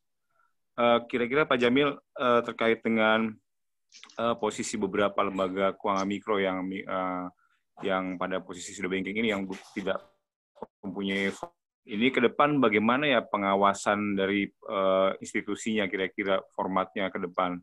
Karena mereka ada di lapangan, tapi satu sisi mereka ada punya lembaga tapi dia sifatnya tidak dia digunakan di masyarakat tapi tidak berbadan hukum formal. Saya tidak menyebutnya sebagai rentenir tapi ada dan dia memang dia memberikan layanan kepada masyarakat gitu. Ini bagaimana? Itu juga yang kedua mengenai layanan keuangan mikro yang berbasis pemerintah ini dari dulu ini dampaknya ini ada beberapa yang malah bukan memberikan impact positif bagi masyarakat, tapi malah kemudian berdampak negatif karena dari sisi pengembaliannya itu tidak baik untuk manajemen di kreditnya sisi biarkan saja karena pada beberapa kasus yang misalnya yang kasus PNPM di belakang itu kan di beberapa daerah itu mereka dikasih bantuan oleh pemerintah keuangan di kredit mikro, tapi kemudian dibiarkan begitu saja, bahkan sebagian sudah memberikan cicilan, tapi dibiarkan sehingga pada program-program selanjutnya itu jadi beban bagi yang non pemerintah juga untuk memberikan bantuan kepada pihak-pihak di lapangan gitu pada yang keuangan mikro. Saya kira itu Pak Hussein, Pak Jamil, Pak semuanya, makasih. Baik, terima kasih Kang Epi. Ada lagi? 2 lagi, silakan Bapak Ibu.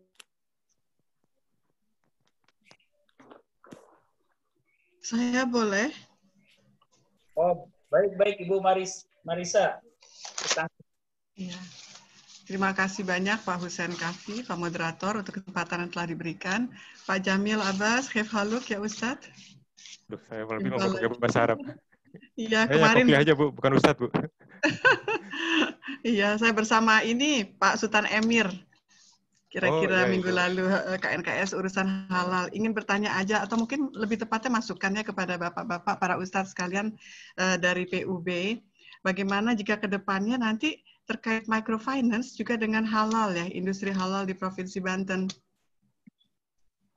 sangat menarik karena itu bahasan kita dengan KNEKS minggu lalu dengan kampus saya, tapi kemudian juga kita tahu bahwa masih ada permasalahan juga dengan sertifikasi halal. Jadi ada dispute yang lagi di pengadilan sekarang antara BPJPH yang mengeluarkan logo sendiri dengan fatwa ya dianggap itu fraud ya, fatwa palsu, padahal itu kan domainnya Majelis Ulama Indonesia, bukan BPJPH di bawah Kementerian Agama. Tapi tentunya rakyat nggak boleh jadi korban, dan kita tahu banyak best practices terkait dengan BMT. Saya pernah meneliti di Baitul Mal Watamil di Beringharjo di Jogja, dan kita juga tahu di Sidogiri ya di Jawa Timur. Nah, jikalau banyak model-model yang bisa diduplikasi untuk Provinsi Banten, saya pikir banyak pegiat yang akan bisa digandeng tangannya. Seperti BNT Beringharjo di depan Plaza Bintaro dekat rumah saya, itu ada cabangnya seperti itu. Dan juga Baitut yang dimiliki oleh Agim, cabang dari Bandung, itu juga ada di Bintaro. Ya, Darut Tauhid. Jadi sangat baik ketika memang kita berfasabikul khairat gitu, bergandengan dalam kebaikan. Tapi intinya adalah jikalau ada kelebihan energi, bagusnya juga disedekahkan, diwakafkan untuk bekerja tanpa bermatematika gitu dengan urusan dunia. Itu yang dilakukan oleh orang-orang, teman-teman dari Dompet Duafa Republika di bawah BMT Beringharjo di Jogja, seperti itu. Itu aja sih. Cuman ke depannya, kalau dikaitkan dengan industri halal, bagus nih. Karena kita nggak tahu provinsi yang di Banten sekarang, berbasis kabupaten atau kota, apakah juga sudah memberikan dukungan gratis untuk sertifikasi. Kalau di DKI sudah. Saya pernah dengar di Tangsel, di tempat saya bertempat tinggal, katanya juga sudah. Tapi informasi ini kan lebih baik ketika diseminasikan secara lebih banyak gitu loh oleh PUB, Paguyuban Orang Banten. Terima kasih, itu aja dari saya. Assalamualaikum. Terima kasih Bu Marisa. Maaf saya menyela acara ini, karena saya perlu juga menjelaskan bahwa memang apa yang disampaikan oleh Bu Marisa ini benar sekali. Kita tidak mungkin membangun keuangan syariah tanpa membangun ekonomi syariahnya, dalam hal ini sektor realnya. Dan di dalam sektor real ini tentunya industri halal. Nah, untuk industri halal ini kami sudah menjadikannya sebagai tema webinar pada minggu yang lalu, ya, minggu yang lalu. Ya, sudah. Jadi memang kita berupaya untuk meningkatkan literasi masyarakat, khususnya di Banten ini, secara inklusif, secara integratif, ekonomi, keuangan, syariah. Jadi apa yang disampaikan Bu Marisa sudah mendapat perhatian dari Perkumpulan Orang Banten. Terima kasih atas masukannya. Silakan. Baik. Silakan satu lagi. Saya Pak, boleh bertanya? Boleh, boleh. Ya, Pak Supardili, saya kenal banget nih. Oh, baik. Terima kasih banyak. Silakan Pak Supardili. Supardili. Mana kita? Ya, udah lama lah, udah lama kenal. Dompet Duafa kan ya? Ya. Betul. Iya, menarik sekali ini uraian Pak Jamil. Hanya saja saya sebetulnya menunggu Pak Jamil menyinggung konsep keuangan dan ekonomi syariah itu dihubungkan dengan masjid. Kenapa? Karena kita tahu tadi ya, disinggung sedikit tentang jumlah gitu ya. Tetapi kemudian praksisnya yang terbaik seperti apa sih gitu. Padahal kan masjid ini yang pertama sudah merupakan aset wakaf umat ya. Itu saja sudah masuk ke ranah jiswaf itu tadi. Yang kedua, masjid sesungguhnya sudah melakukan fungsi jiswaf itu meskipun temporer. Misalnya dengan mengadakan panitia zakat fitrah dan panitia kurban. Nah, ke depan apakah memang masjid ini bisa kita jadikan sebagai ujung tombak dari kemajuan ekonomi dan finansial umat, Pak Jamil? Sehingga kita arah strategi dan perjuangan ekonomi dan finansial ini betul-betul fokus begitu ya. Masjidnya sudah ada, itu jadi aset sosial, kita tinggal kemudian mengusahakan agar aset sosial ini juga kemudian menjadi aset ekonomi, meskipun tadi diterangkan juga ya, ekonomi dan finansial itu juga ada yang komersial dan ada yang sosial. Jadi pertanyaan saya simpel, apakah masjid ini kemudian layak untuk dijadikan sebagai lokomotif kemajuan dari ekonomi dan finansial Islam? Terima kasih, Pak Jamil. Baik, terima kasih. Pak Jamil, ada 3, dipersilakan untuk bisa merespon. Ya, Pak. Ya, supaya lebih jelas, saya kembali tampilkan slide saya, Pak, ya, untuk menjawab pertanyaan, ya, hampir 3 pertanyaan ini. Yang nomor 2 tadi bukan pertanyaan, itu masukan, ya. Ya. Oke.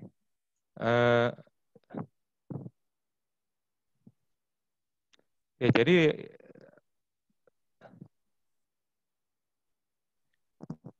mungkin merespon dari Ibu Marisa dan juga dari Pak Rizkolah. Nah, memang tadi mengenai pengembangan halal industries itu betul gitu loh. Jadi itu salah satunya ya. Tadi siapa yang bilang, Pak Rizkolah mungkin ya, bahwa bicara keuangan mikrosyariah itu mestinya tidak sebatas kepada penyediaan financial services.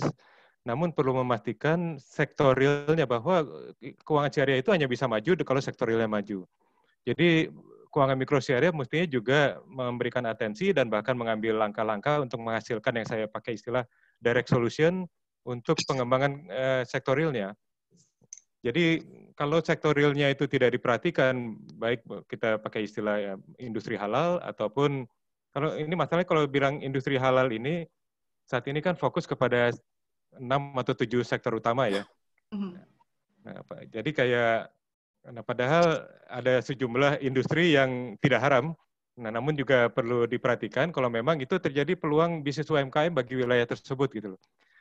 Nah, jadi keuangan mikrosyariah perlu memastikan kayak tadi dengan contoh, kalau tidak ada pasar dibuat pasar, kalau diperlukan gudang dibuat gudang, kalau diperlukan toko penyedia bahan baku, itu pun tidak haram kalau seandainya gerakan keuangan mikrosyariah pun menghandle hal itu. Jadi memastikan usaha UMKM setempat mendapatkan bahan baku yang pas, mendapatkan mungkin singkat kata value chain yang lebih baik. Jadi tentu akan lebih indah lagi kalau yang didorong itu adalah industri halalnya. Nah, kemudian sekalian merespon penanya pertama dan ketiga. Nah, yang satu adalah mengenai tadi penanya pertama mengenai shadow banking ya, Pak. Nah, bahwa sebagai negara hukum, walaupun punya niat baik, itu tentu tidak boleh melanggar peraturan yang ada. Nah, negara kita sudah sangat serius, sangat ketat meregulasi terutama gerakan pengumpulan dana masyarakat. Nah, shadow banking ini kan ada, mungkin simpelnya dibagi 2 ya, adalah pengumpulan dana masyarakat atau tadi penyaluran pembiayaan ala lintah darat. Apa tadi bisa jadi yang salah satu wujudnya adalah lintah darat dan juga layanan transaksi beli pulsa dan lain-lain yang sekarang populer dengan istilah PPOB. Nah, bahwa memang banyak shadow banking tadi, ini kita fokus kepada yang kita husnuzon, fokus kepada mereka yang berniat baik, menghadirkan microfinance kepada wilayah yang di mana tidak ada lembaga keuangan yang melakukan hal itu. Nah, tapi tadi bahwa tidak bisa dibenarkan pelanggaran peraturan. Nah, terus yang kedua bukan sekedar pelanggaran peraturan, banyak sekali gerakan shadow banking yang kecil yang gara-gara belum mampu melakukan secara formal itu malah fail gitu, malah membawa mudarat, masyarakat ambles uangnya gitu ya. Nah, di situ kami menghadirkan istilah yang untuk sementara kami pakai ULKS ini. Jadi bagi mereka yang ingin menghadirkan layanan keuangan syariah bagi masyarakat, tentu dengan itikat baik, tapi belum mampu untuk mendirikan lembaga yang formal, bahkan sekedar BMT, nah itu ada konsep ULKS ini yang berbasis keagenan. Hari ini bukan lagi seperti tahun 90-an. Tahun 90-an bicara bikin BMT, kita bisa bicara tentang modal 3 juta seperti BMT Beringharjo. Tapi hari ini menjadi BMT formal, BMT resmi pun juga sudah tidak murah. Kita apalagi kalau yang kita betul-betul ingin menghadirkan layanan yang impactful, layanan betul-betul memberi dampak kepada pengembangan UMKM. Nah, karena kebutuhan financial service hari ini sudah sangat-sangat complicated. Jadi membuat BMT karena BMT tidak murah, ini kami buatkan model yang di bawahnya lagi. Bahwa tadi ini analoginya, ibarat kata ya, kalau kita tidak mampu bikin pabrik mie instan, padahal ingin menghadirkan mie instan yang kepada masyarakat, ya jangan bikin pabrik, namun cukup bikin tokonya saja dan ambil produk mie instan dari pabrik-pabrik besar, halal, bersertifikat yang high quality. Daripada bikin pabrik ala kadarnya yang malah menghasilkan mie instan yang mungkin low quality, bahkan nggak enak, beracun, dan lain sebagainya. Nah, jadi sama analogi itu adalah bagi yang belum mampu menjadi layanan keuangan resmi, itu kenapa tidak menjadi agen saja, gitu loh.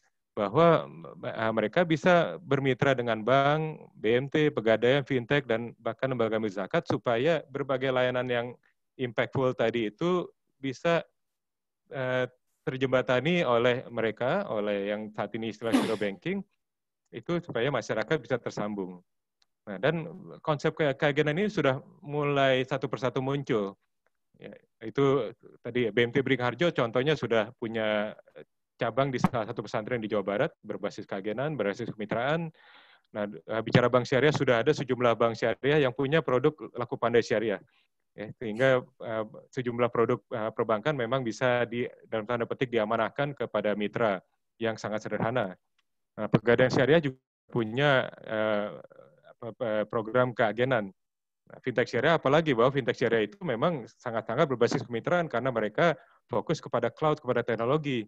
Jadi untuk urusan di darat mereka mengandalkan mitra lokal. Nah, jadi ini salah satu solusinya kepada yang tadi Bapak sebut sebagai shadow banking, ada peluang untuk melakukannya lebih proper, lebih aman, tanpa perlu investasi besar, dengan menerapkan konsep kolaks, dan wujudnya adalah, lagi-lagi istilah kami, ULKS. Masalah brandingnya terserah, bisa bebas masing-masing lakukan.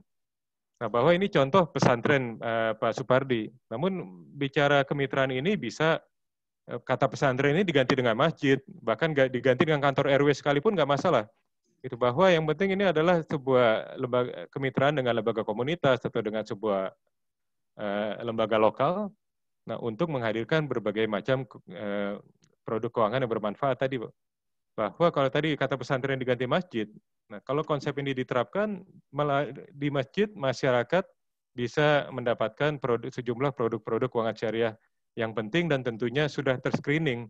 Insya Allah dengan pendekatan seperti ini nggak mungkin ada pinjol atau lintah darat yang bermitra sama pesantren atau masjid gitu. Nah dan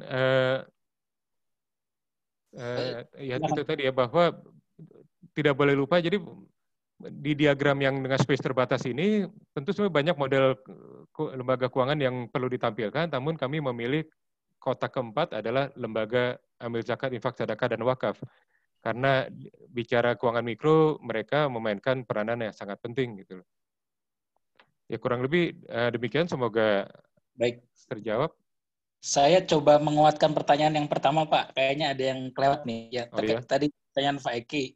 Jadi sebenarnya lebih tadi ke lembaga non formal itu lebih condong kepada bukan dia menghimpun dana, bagaimana dia melakukan penyaluran atau pembiayaan. Contoh lah yang tadi sebut lintah darat atau bahasa saya itu bank keliling gitu. Itu kan non formal. Yeah. Apakah ada aturan atau undang-undang yang melarang mereka itu melakukan pembiayaan tanpa legalitas begitu, Pak? Terus tadi pertanyaannya kan bagaimana pengawasan terhadap lembaga-lembaga non formal ini yang melakukan pinjaman dengan model menjerat sampai 20% kan setiap bulan itu. Saya kebetulan bikin kampung bebas rentenir. Nah, itu memang di setiap titik itu ada rentenirnya gitu. Lembaga-lembaga atau individu masuk ke kampung-kampung dan dia tidak menghimpun dana, tidak. Lebih kepada meminjamkan uang, lebih kepada menyalurkan dana dalam bentuk pinjaman dengan bunga tadi 20%. Bagaimana tindakan atau pengawasan kira-kira dari sisi pemerintah gitu, Pak? Ini tadi mewakili pertanyaan Pak Epi, kayaknya itu mengarah ke sana. Oh iya, baik, terima kasih untuk koreksinya, Pak. Nah, ini saya terus terang tidak hafal peraturan pemerintah ya, namun dari sejumlah diskusi yang saya ikut, itu kalau tidak salah memang tidak ada peraturan tegas yang melarang praktek rentenir atau lintah darat tadi, atau praktek pembatasan besarnya bunga ya. Nah, yang saya tahu bahwa hal itu sudah mulai lebih terregulasi di sektor fintech syariah.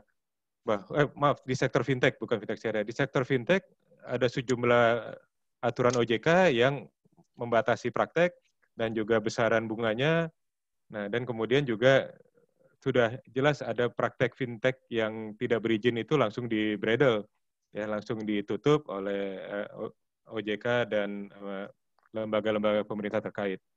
Nah, sehingga yang solusi untuk terhadap dengan praktek rentenir litar darat tadi, kalau yang saya pikirkan selama ini dengan sejumlah teman-teman adalah kita memberi tandingannya, Pak, bahwa kita belum punya peraturan perangkat hukum yang memadai untuk mengusir, membasminya.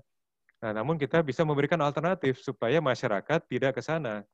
Nah, menghadirkan layanan keuangan syariah yang sehat melalui cabang langsung dan melalui ULKS yang saat ini kami fokuskan di pesantren, masjid, dan semoga bisa BUMDes dan berbagai lembaga komunitas lainnya, itu menjadi salah satu solusi. Bahwa dari berbagai kajian, ya memang tentu banyak penyebab kenapa orang akhirnya memilih ke lintah darat, tapi salah satunya adalah mereka tidak melihat alternatif lain, sehingga perlu dihadirkan alternatif lain yang lebih baik gitu loh. Nah, penggunaan aset umat yang bernama masjid dan pesantren itu saya kira mestinya dari dulu-dulu kita laksanakan ya. Ini pesantren, masjid itu punya aset fisik, punya aset SDM, punya aset reputasi sosial. Nah, itu yang saat ini kita relatif abaikan bicara pengembangan keuangan mikro, bicara pengembangan keuangan syariah di Indonesia. Nah, di situ kami kembali, kami hadir dengan campaign Kolaks dan wujud ULKS tadi.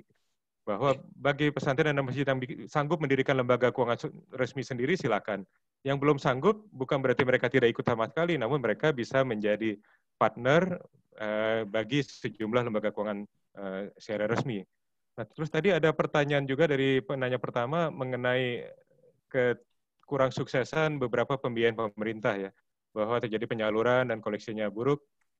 Nah, ini baik kepada program pemerintah maupun swasta, itu saya kira sama dengan pendekatan banking secara umum. Pada saat melakukan penyaluran pembiayaan mestinya dipastikan borrowers itu mampu mengembalikannya. Nah, mampu itu bukan hanya, dan bicara tentang keuangan mikro, mampu itu bukan hanya si pengusaha itu mampu, namun kita mestinya harus berpartisipasi supaya para UMKM itu semakin mampu untuk menerima pembiayaan dengan memperbaiki infrastruktur tadi mendorong industri halal, menghadirkan infrastruktur atau fasilitas-fasilitas yang diperlukan oleh UMKM setempat. Nah, jadi bukan hanya sekedar melakukan pembiayaan mikro berupa pembiayaan murah gitu loh. Bahwa murah saja, bahkan gratis sekalipun bisa jadi sia-sia kalau memang environment bisnis itu memang masih belum bagus, belum sehat, belum efektif, efisien. Kurang lebihnya demikian, Pak. Baik. Terima kasih. Ini terakhir ada 2 pertanyaan lewat chat ya. Saya bacakan 2 pertanyaan lagi. Berdasarkan pengalaman Pak Jamil, bagaimana melakukan layanan segmen mikro secara prima dengan special treatment untuk meningkatkan kesejahteraan umat? Itu pertanyaan pertama. Pertanyaan kedua, salah satu problem terbesar pengembangan ekonomi dan keuangan syariah di Indonesia adalah literasi keuangan masyarakat muslim yang masih tergolong rendah. Sehingga ada gap antara kesiapan masyarakat bertransaksi dengan keuangan syariah secara kafah dengan kesiapan institusi keuangan syariah melayani. Bagaimana desain KNEKS dalam meningkatkan literasi keuangan ini semasif mungkin untuk secepatnya menaikkan pemahaman masyarakat mengenai konsep muamalah dalam Islam. Demikian Pak. Ini yang terakhir, 2 terakhir. Silakan direspon Pak. Oke, jadi pertanyaan pertama mengenai melakukan layanan segmen mikro secara prima dengan special treatment ya. Nah, saya merasa contoh yang paling baik itu dengan segala kenetralan dan keobjektifan saya adalah model BMT. Nah, model BMT itu memang memiliki kelonggaran dibandingkan bentuk lembaga yang lain seperti bank, sehingga mereka lebih mampu men-tailor-made, mendesain gerakannya sehingga tampil dengan special treatment. Nah, dan hanya kan BMT juga punya keterbatasan. Nah, di situ kapasitas atau salah satunya adalah penyaluran BMT itu bisa ditingkatkan dengan berkolaborasi layanan keuangan syariah itu dengan bermitra kepada lembaga-lembaga yang lain. Jadi begini, menurut saya setiap bentuk lembaga keuangan, khususnya lembaga keuangan syariah itu dia punya kelebihan dan kekurangan masing-masing. Punya kefleksibelan dan tadi mereka fleksibel di beberapa hal dan kaku di beberapa hal. Di situ perlu bermitra. Nah, jadi bagi lembaga yang mungkin relatif tidak sefleksibel BMT seperti bank, itu bisa mendukung gerakan ini dengan bermitra dengan BMT, baik dalam bentuk channeling maupun executing ya. Itu sudah praktek bank menyalurkan dananya melalui BMT itu sudah cukup banyak. Nah, dan lembaga-lembaga keuangan yang lain pun seyogianya juga menjajaki hal itu, bahwa mendukung mereka yang lebih mampu memberikan special treatment tadi. Jadi kalau dalam hal ini ada BMT atau BPRS, itu yang didukung. Nah, jadi dan bentuk kerjasama tadi sekarang bukan hanya sebatas bank dan BMT, tapi kayak kita sekarang sudah punya venture capital syariah, nah punya pegadaian syariah, punya yang lain-lain di situ. Dengan menggalang kolaks, dengan menggalang kemitraan, insya Allah kita bisa memberikan special treatment yang juga powerful, yang besar gitu loh. Bahwa kalau di BMT itu kan special treatment namun kecil ya, karena kapasitasnya terbatas, dana. Kalau BMT tidak bermitra dengan siapapun, dana yang bisa mereka kelola atau salurkan adalah dana-dana lokal. Nah, jadi bahkan kalau berita baiknya adalah kemarin ini salah satu BMT di Indonesia mendapatkan award dari majalah The Asset di Hong Kong karena menjajaki piloting mereka kemitraan dengan sebuah fintech syariah yang dari Amerika. Ini nggak enak nyebut merek gitu ya. Yang mereka melakukan sukuk berbasis blockchain. Jadi gerakan kemitraan itu bahkan sudah menjadi cross border, menggalang dana di luar negeri untuk disalurkan secara special treatment oleh BMT gitu ya. Nah, terus pertanyaan berikutnya mengenai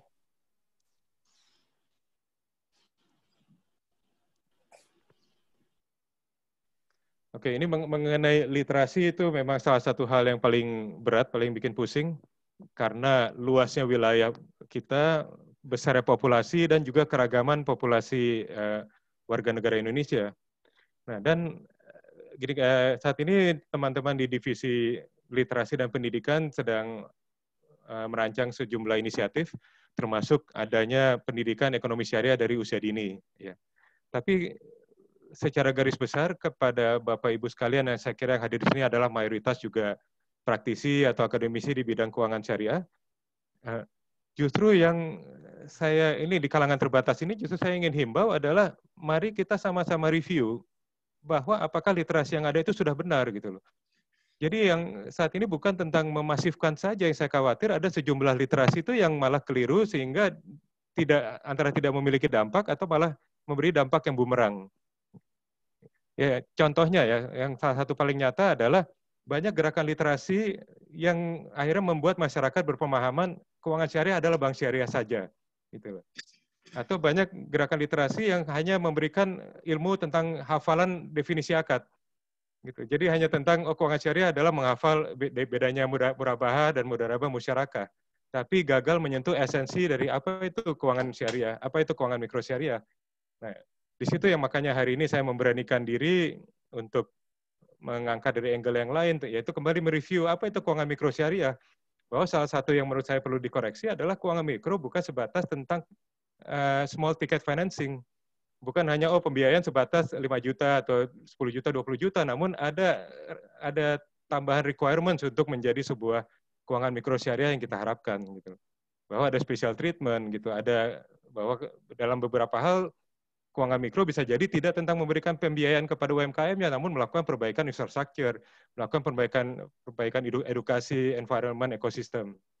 Nah, seperti itu. Jadi saya kira bicara tentang perbaikan literasi itu sangat diperlukan dukungan semua pihak, bahwa KNKS itu menjadikan itu salah satu prioritas, tapi masukan dan ide-ide tentang bagaimana sih melakukan literasi yang lebih efektif, efisien di bangsa yang luar biasa luas, berpopulasi sangat tinggi ini.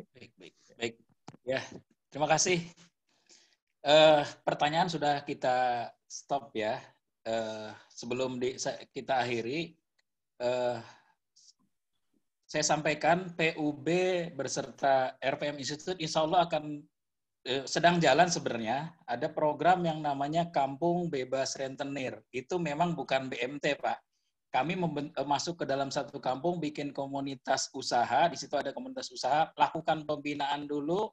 Kemudian setelah lakukan pembinaan selama 1 bulan lebih, baru ada tadi pendanaan. Memang dana ini yang kita salurkan dalam bentuk dana sosial Qardul Hasan begitu.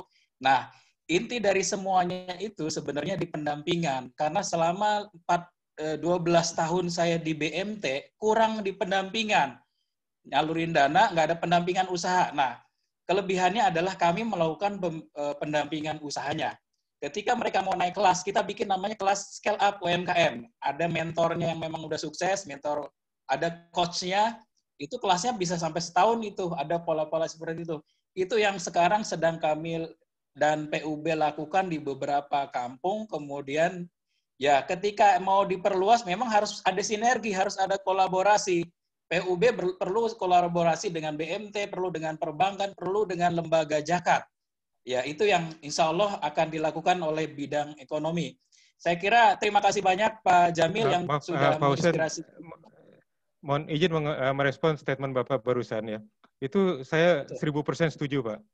Nah, hanya juga ini sebagai bagian dari literasi untuk introspeksi kita bersama ya, bahwa tadi BMT dulunya dikenal sebagai lembaga dengan pendampingan, dan belakangan pendampingan itu makin ditinggalkan. Nah, dari pengamatan saya itu gara-gara juga kesalahan literasi, Pak, bahwa BMT itu adalah korban. Nah, korban atas pemahaman publik bahwa keuangan mikro syariah adalah tentang pembiayaan murah. Nah, jadi BMT itu ditekan, disindir, didorong-dorong supaya pembiayaannya semakin murah.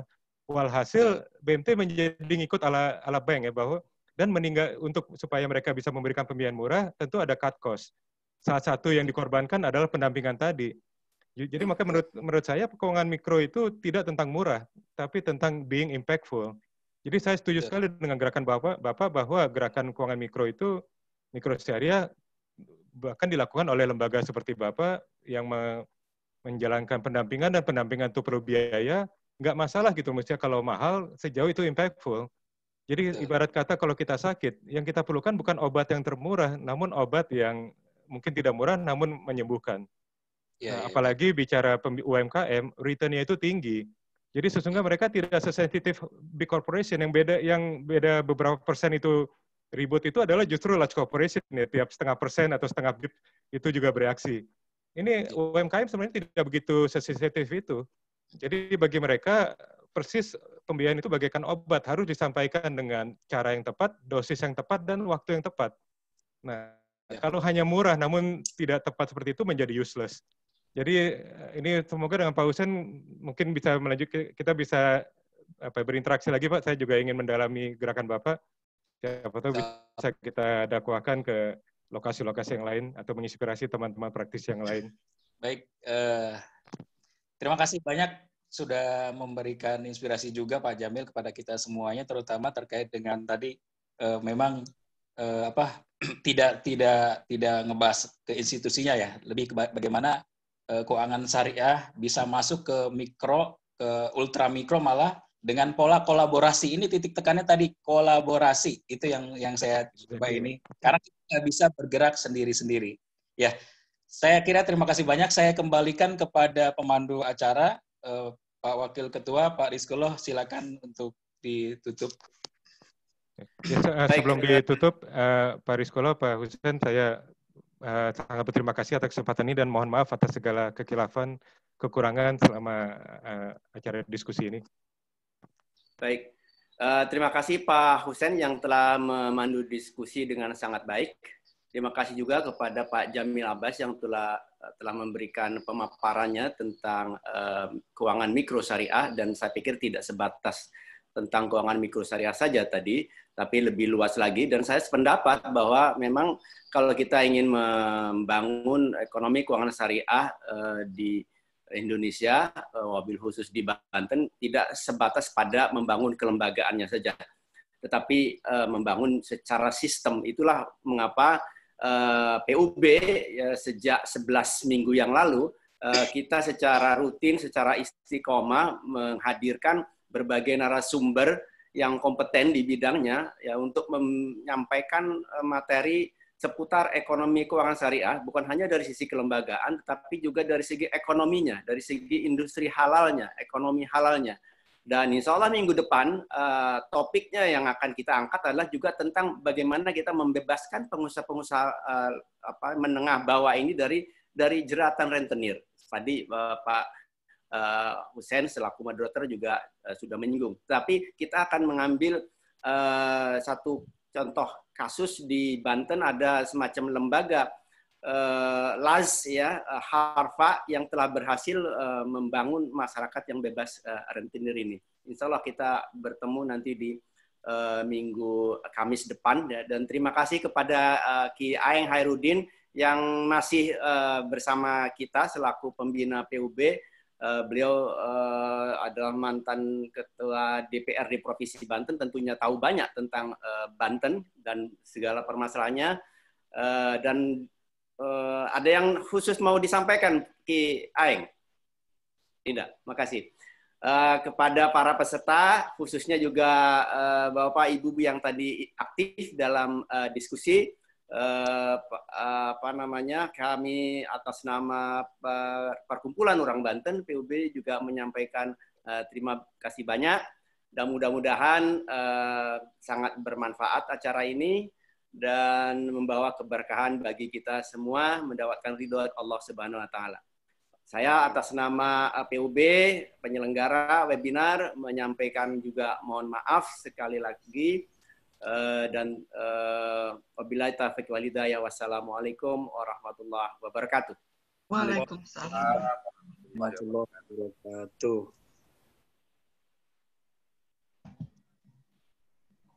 Izin keluar ya, pamit. Salam dari Prof. Eis. Iya, sama-sama di Majelis Alimat Indonesia. Waalaikumsalam. Barusan tadi kontak. Ya, assalamualaikum. Lupa jalankan ke dari Pak Ki Aeng.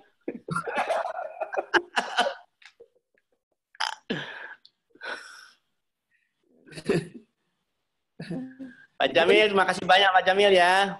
Ketemu lagi nanti. Insyaallah Pak. Jangan kapok. Oh, semoga diundang lagi Pak. Ya, dikabari Pak, sesi berikutnya siapa tahu boleh join. Dari KNKS sudah 2 kali nih ya. Oh. Saya nanti coba Pak Emir dari segi pendidikannya juga saya perlu pencerahan ya. Dan saya setuju, dan sebenarnya apa yang kami lakukan ini sebenarnya kan menurunkan program-program KNEKS itu ya. Dan kami sekarang ini sedang menggagas pembentukan komite daerah ekonomi keuangan syariah. Jadi semacam cascading ya, cascadingnya KNEKS ya. Insya Allah Pak Gubernur sendiri menyambut baik, tinggal saya lagi menyelesaikan kajiannya ya, karena beliau minta kajiannya gitu. Kajian ini butuh waktu ya. Ya, Pak Aris, jangan lupa Pak, bicara Banten itu bicara pesantren Pak. Banten kan salah satu provinsi di mana populasi pesantrennya paling banyak di tingkat nasional. Setuju. Nah, ini semoga mungkin PUB bisa menjembatani. Kalau nggak salah, Pak Jamil Abbas kan juga di pesantren kan, berkecimpung di asosiasi pesantren. Oh iya, saya di Serikat Ekonomi Pesantren di Jawa Barat Pak. Kalau di Banten belum punya koneksi, semoga PUB bisa menyambungkan kami dengan pesantren-pesantren di Banten untuk tadi mengadopsi ULKS pesantren, seandainya ada yang berminat.